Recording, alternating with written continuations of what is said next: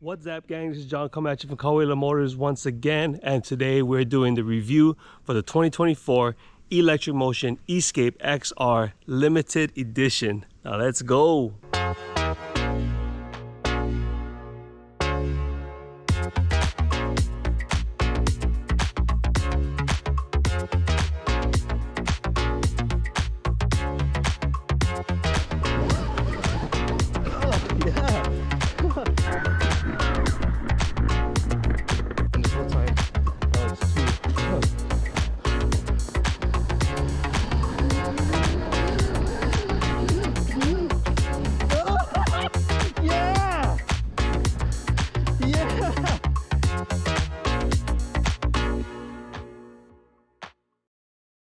All right, so first off, you gotta give it to them.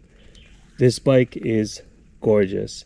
Not only is it physically and stunning with all the accessories that they've put on for function wise, the upgrades they did to the battery, the upgrades they did to the power, which is a 13 kilowatt controller versus the original Escape, which was 11, and the Escape XR, which is currently at 12. This is a 13 kilowatt motor, controller setting, so you get a little bit more power out of the 50 volt 71 amp hour battery.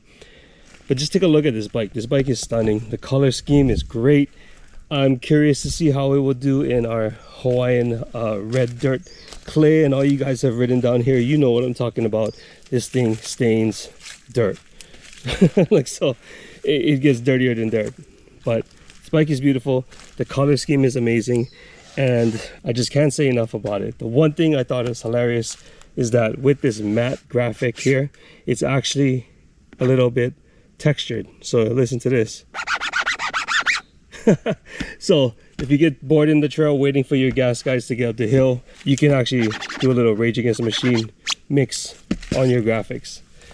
So that's cool about it. From the top down, let's get started. Like always, we have the TFT screen, which hasn't changed. This is standard for all the models now. And of course, the XR is the off-road enduro model, so it doesn't have a Trials magnetic key.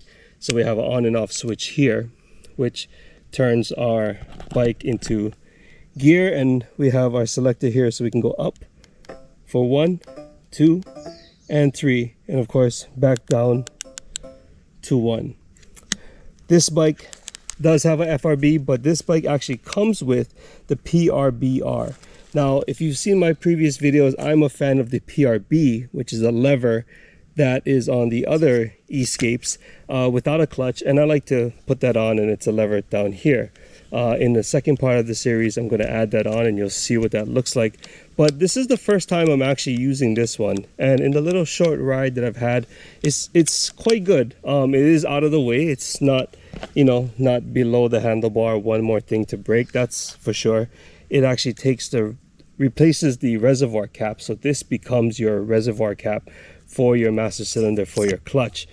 But it's just on the top, and ultimately it's good. It's progressive. It is a smaller lever, so it is less likely to break. And I'm gonna try it out first a little bit before I switch it, but so far I kind of like it. I'll give you my review on that a little later. S3 grips, domino, throttle, of course. That's become like a standard, I suppose, for the S3, or for S3 to supply grips from now on. We have a Nissan front master cylinder here, and that goes down to our enlarged Nissan 2-piston caliper. Now I totally bypassed this, our tech suspension, with a new anodized machine CNC triple clamp, which is gorgeous. And of course, we'll get into this a little bit later, the stops. But we have a nice enduro style fender, tech suspension. Of course, this is a little bit better quality than the Fast Ace suspension that comes on the XR, and that's literally why I kind of held off with the XR, because I knew this was coming. I sold that bike, and now this is my personal bike that I will be riding. But getting back down to it, you got your Nissan 2-piston brakes with your extender here, because you have a very large full-size front disc rotor that is available on the XR and the Limited as well. But you also get this beefy, super beefy, rotor guard from S3 Now this is actually off of a full-size bike. I believe it was a beta initially, but they've machined it specially to fit the slightly smaller shaft for your electric motion for your front wheel. So they've machined it out. They've actually made a different bracket for it, and I'm curious to see if any other guards, like a plastic one, maybe one that has a caliper guard, will fit as well on this bracket, but we'll wait and see. But yeah, this is a great addition, and this comes standard with the XR limited edition. But you can also buy this separately if you have an XR. I'll put the link to this part from Central Power Sports Distribution in the links below. You can go check that out. Of course, you got your Morad wheels, your 21 in the front, and I always tell all the Sur-Ron guys who are asking me like how this compares to Ultra B or whatever, I'm telling them it's more money up front, but you get better quality of bike, you have a better quality of brand to support you, and you're going to get higher quality components. So you get a Morad front wheel, 21-inch right off the bat. You don't have to change it, and you come with Michelin. These are mediums, enduro tires, so enduro medium tires from Michelin, 90, 90, 21. So good size. As you can see, I've been ripping around on these a little bit already. Semi gummy, not super soft, but good for enduro. Okay, going back to the frame again. As you've seen on the XR, you have the beefy frame here. You have this this welded up in there. You have this stanchion here that's been put in, and of course the most obvious, this bracket here, which really stiffens up the frame. I cannot stress how this bike feels different compared to a regular Escape. When I was riding the Escape Trials bike with these forks on it, it was actually good. The rake of the fork being pivoted out a little bit more made the bike a lot easier to get over obstacles because it was raked out and a little bit taller.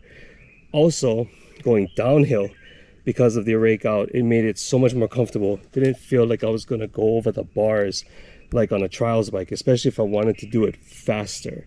So the fork setup with the stiffening of the frame is an amazing combination.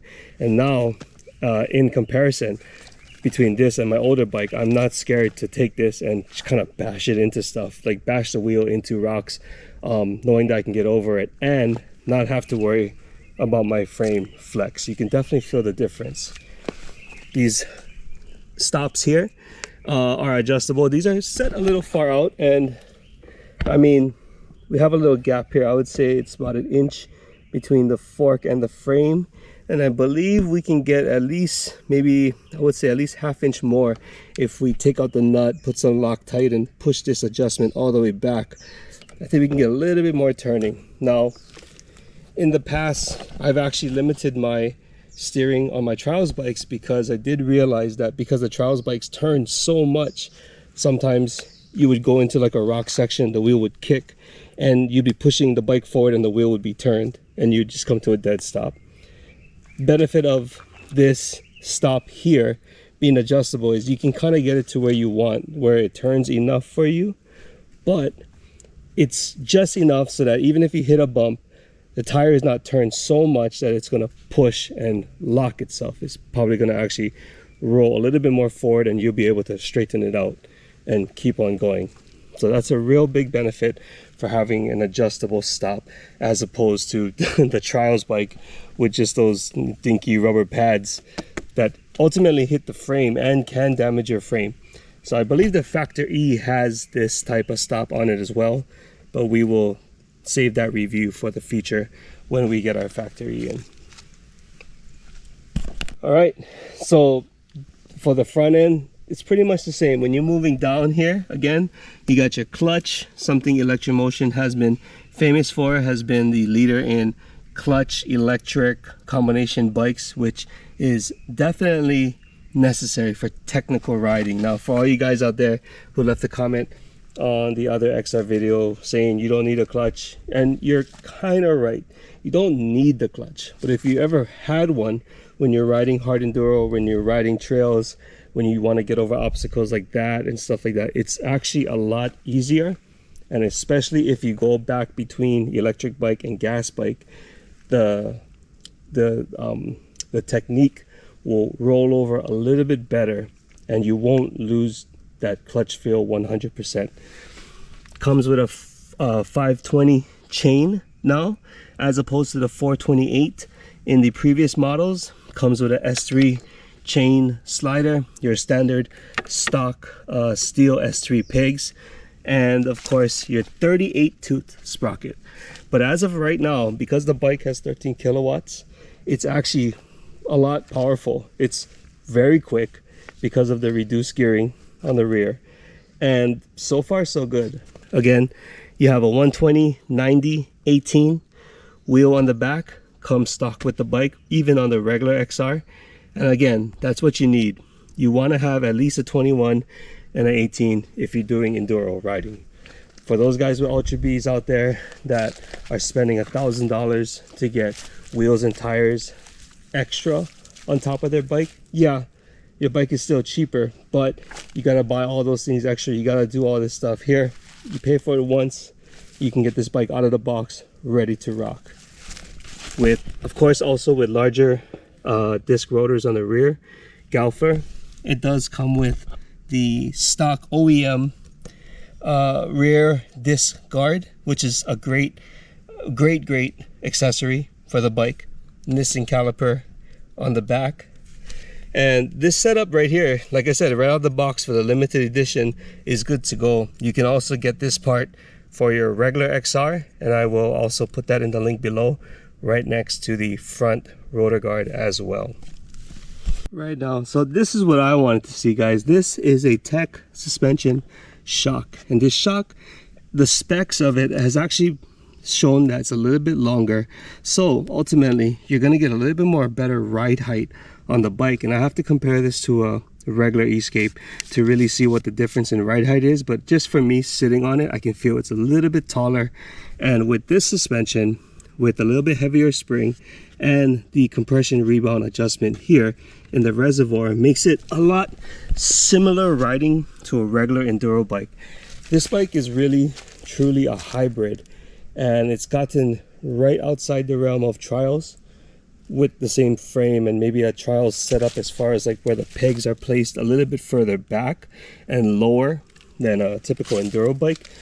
But with the suspension upgrades of the Tech fork and the Tech shock, the feel of this bike has really changed from a trials bike to really what you would call like a hybrid, similar to like a cross trainer but a little bit smaller, or for other instance like a free ride that's actually a little bit smaller and of course is electric. And really I feel like this bike will do well in the hard enduro situations, especially for Hawaii, where we have real tight trails, we have kind of gnarly stuff. I think it would, with this added height for this bike, would be just enough so I can get over some of the rocks that we go through, some of the logs.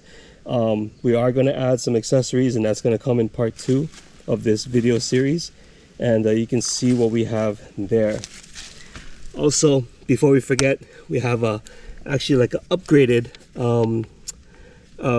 rear foot peg, rear foot brake mount, and an upgraded foot peg piece, I guess you could say. The other one was a smaller piece with another piece welded onto it, and that was a little bit janky, but this one is nice and solid, and the pedal feels very rigid for your larger rear caliper. Thanks for checking out the video. Of course, check out us at Carwheeler Motors on Instagram. Of course, please subscribe to the YouTube channel if this is what stuff you like, and check us out on part 2 of our video series on the Electromotion Escape XR limited edition, to see the accessories that we're going to put on it and what we're eventually going to turn this bike into. And of course, more riding videos. I haven't been posting riding videos because I haven't had a bike technically. I've been waiting for this guy, so let's see what this can do. Till the next time, guys, please ride with aloha and take care.